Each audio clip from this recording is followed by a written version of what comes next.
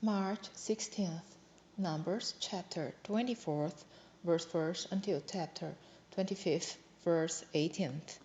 And when Balaam saw that it pleased the Lord to bless Israel, he went not, as at other times, to seek for enchantments, but he set his face toward the wilderness. And Balaam lifted up his eyes, and he saw Israel abiding in his tents according to their tribes. And the Spirit of God came upon him. And he took up his parable and said, Balaam the son of Beor hath said, and the man whose eyes are open hath said, he hath said, which heard the words of God, which saw the vision of the Almighty, falling into a trance, but having his eyes open. How goodly are thy tents, O Jacob, and thy tabernacles, O Israel! As the valleys are they spread forth, as gardens by the river's side, as the trees of lignaloes which the Lord hath planted, and as cedar trees beside the waters. He shall pour the water of his buckets, and his seed shall be in many waters, and his king shall be higher than Agag, and his kingdom shall be exalted. God brought him forth out of Egypt. He hath as it were the strength of a unicorn.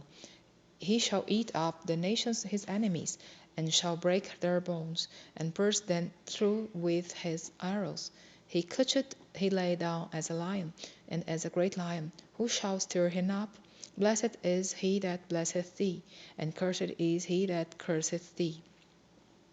And Balak's anger was kindled against Balaam, and he smote his hands together. And Balak said unto Balaam, I called thee to curse mine enemies, and, behold, thou hast altogether blessed them these 3 times. Therefore now flee thou to thy place. I thought to promote thee unto great honor, but lo, the Lord hath kept thee back from honor. And Balaam said unto Balak, Spake I not also to thy messengers which thou sentest unto me, saying, If Balak would give me his house full of silver and gold, I cannot go beyond the commandment of the Lord, to do it either good or bad of mine own mind. But what the Lord saith, that will I speak. And now, behold, I go unto my people. Come therefore, and I will advertise thee what this people shall do to thy people in the latter days. And he took up his parable, and said, Balaam the son of Beor hath said, and the man whose eyes are open hath said, he hath said, which heard the words of God, and knew the knowledge of the Most High, which saw the vision of the Almighty, falling into a trance, but having his eyes open. I shall see him, but not now. I shall behold him, but not nigh. There shall come a star out of Jacob, and a scepter shall rise out of Israel, and shall smite the corners of Moab, and destroy all the children of Seth. And Edom shall be a possession. Zair also shall be a possession for his enemies. And Israel shall do valiantly. Out of Jacob shall come he that shall have dominion, and shall destroy him that remaineth of the city. And when he looked on Amalek, he took up his parable, and said, Amalek was the first of the nations, but his latter end shall be that he perish forever. And he looked on the Kenites, and took up his parable, and said, Strong is thy dwelling place, and thou puttest thy nest in a rock. Nevertheless, the night shall be wasted, until Assur shall carry thee away a captive. And he took up his parable, and said, Alas, who shall live when God doth this? And ships shall come from the coast of Zittim, and shall afflict Assur, and shall afflict Eber, and he also shall perish forever. And Balaam rose up and went and returned to his place, and Balak also went his way. And Israel abode in Sittim, and the people began to commit whoredom with the daughters of Moab. And they called the people unto the sacrifices of their gods, and the people did eat and bowed down to their gods.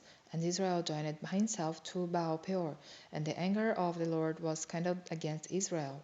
And the Lord said unto Moses, Take all the heads of the people, and hang them up before the Lord against the sun, that the fierce anger of the Lord may be turned away from Israel. And Moses said unto the judges of Israel, Slay you every one his men that were joined unto Baal Peor. And behold, one of the children of Israel came and brought unto his brethren a Midianitish woman in the sight of Moses. and in the sight of all the congregation of the children of Israel, who were weeping before the door of the tabernacle of the congregation. And when Phinehas the son of Eleazar the son of Aaron the priest saw it, he rose up from among the congregation and took a javelin in his hand, and he went after the men of Israel into the tent, and thrust both of them through, the man of Israel and the woman through her belly.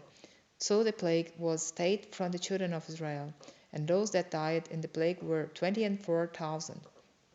And the Lord spake unto Moses, saying, Phinehas the son of Eleazar, the son of Aaron the priest, hath turned my wrath away from the children of Israel, while he was zealous for my sake among them, that I consumed not the children of Israel in my jealousy.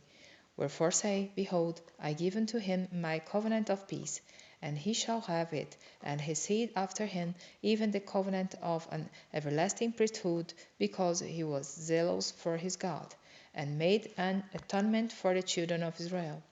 Now the name of the Israelite that was slain, even that was slain with the Midianite woman, was Inhi, the son of Selu, a prince of a chief house among the Simeonites. And the name of the Midianitish woman that was slain was Cosbi, the daughter of Zur. He was head over a people, and of a chief house in Midian. And the Lord spake unto Moses, saying, Vex the Midianites, and smite them, for they vex you with their wiles, wherewith they have beguiled you in the matter of Peor, and in the matter of Cosbi, the daughter of a prince of Midian, their sister, which was slain in the day of the plague for Peor's sake.